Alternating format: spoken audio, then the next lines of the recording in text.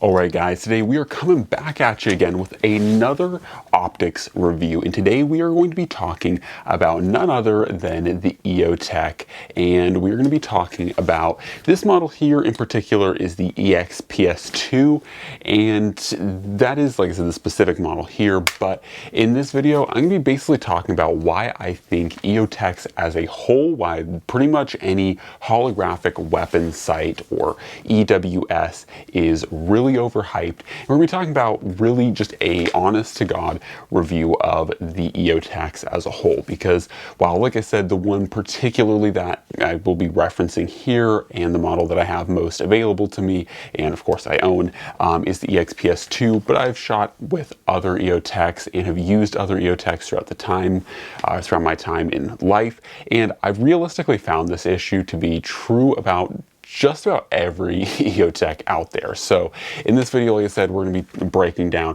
why I think these guys are overhyped and why, if you haven't bought one already, probably should look at other aiming systems. Now, like I said, this isn't to say that the EOTech is necessarily a bad optic. If you have one, they work well, and for what they're intended to be, for a holographic weapon sight, they do work well. But I think that there are a ton of other competitors, predominantly like Aimpoint and even companies like Vortex, that actually make a better product, or at least a decent product that is on par with this weapon sight for drastically less. Now, Aimpoint is going to be about the same price, but Aimpoint is the cream of the crop. And I would say that if you're going to be looking at getting a non-magnified optic that is going to be essentially a red dot, I would look at probably going for Aimpoint over something like EOTech. And like I said, these are going to be the reasons why. So first off, for me, I think one of the things that I dislike the most about EOTechs, especially as holographic weapon sights,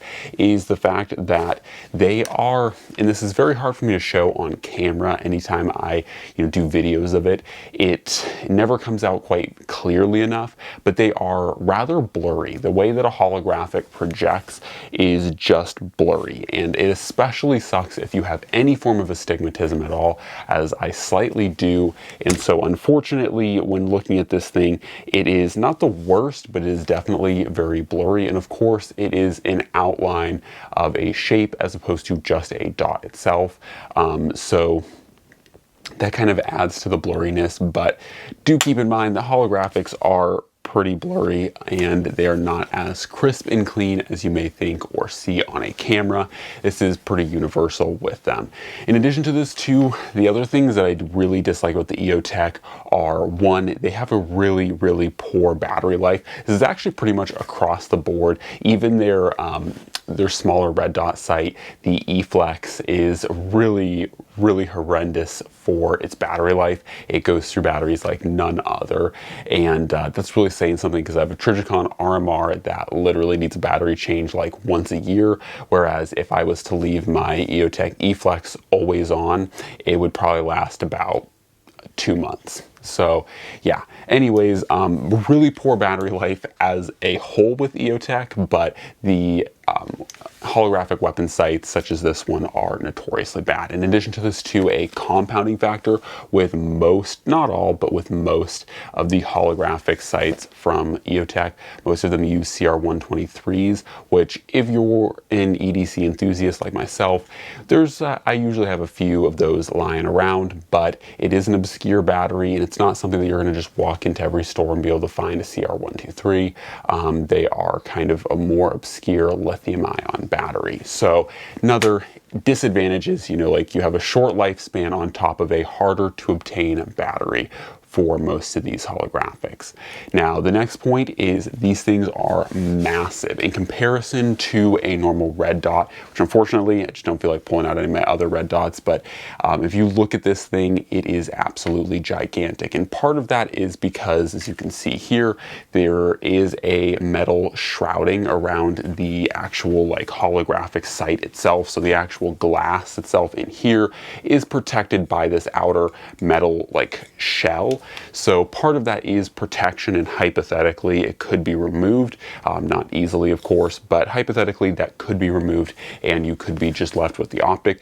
But the optic itself, especially with where they place the battery and the fact that it's a CR123, it is a large battery, and so you definitely are dealing with a very large housing overall for this whole aiming system, and it gets even larger if you want to step up into or step down into some of their older models, the ones that use like AA's and such.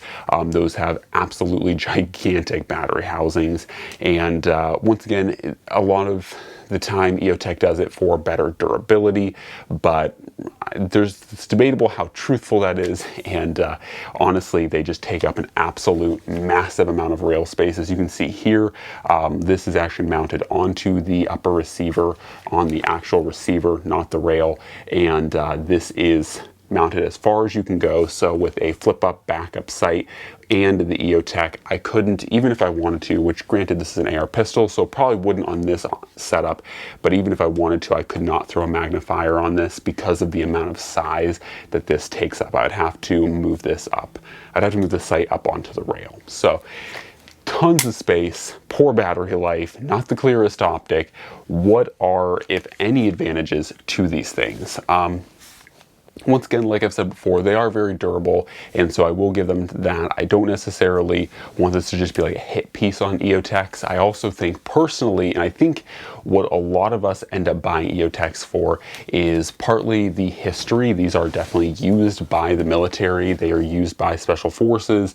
They have a cool kind of history to that point. They have, seen things, done things, and also too, they are very customizable. There's tons of aftermarket mounts for them. And also, in addition to that, they're, like I said, very durable, very tanky optics. But I think outside of that, there really isn't that much going for the EOTech optic. And so I would say, unfortunately, the last kind of con that I really have is the price to these things. EOTechs as a whole run a high premium. Their, base older models are going to be, starting in the mid 400s new. Things like the EXPS 2 are going to be anywhere from, $500 to $600 just for the dot or just for the holographic sight. And of course, you can get much more expensive than that, especially if you start throwing magnifiers on here. You can be looking at upwards of $1,200 very easily in a holographic sight. Now, like I said, they are cool. They have a lot of cool factor to them. I personally do like the way they look. Ironically, as huge as they are, they do look very cool. I think there is something about having an EOTech, especially on one of your primary go-to guns, that it's very cool, very aesthetically pleasing optic, in my opinion.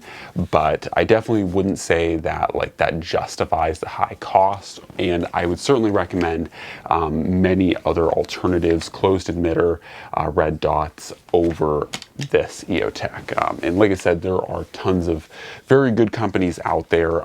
Like I said, I would primarily, if I had to do it over again, I would get something like an Aimpoint over an EOTech, just because for similar prices, you can get a Patrol, I want to say it's Patrol red dot from them, and it's going to have a much better battery life. You're going to have better user features. It's going to be more streamlined and less bulky. Like, you guys can see how much, not just length this takes up, but width. Like, this thing hangs off the sides of the rail, and so this optic itself is actually wider than the width of the AR itself. So this is a big optic, and so it takes up a lot of space, takes up a lot of rail space, and so it is really a commitment if you want to go with an EOTech. They're not necessarily bad, but I personally wouldn't buy one again if it was me. Like I said, I'm not sad that I have one, and certainly I'm not going to just take it off and throw it in the trash can.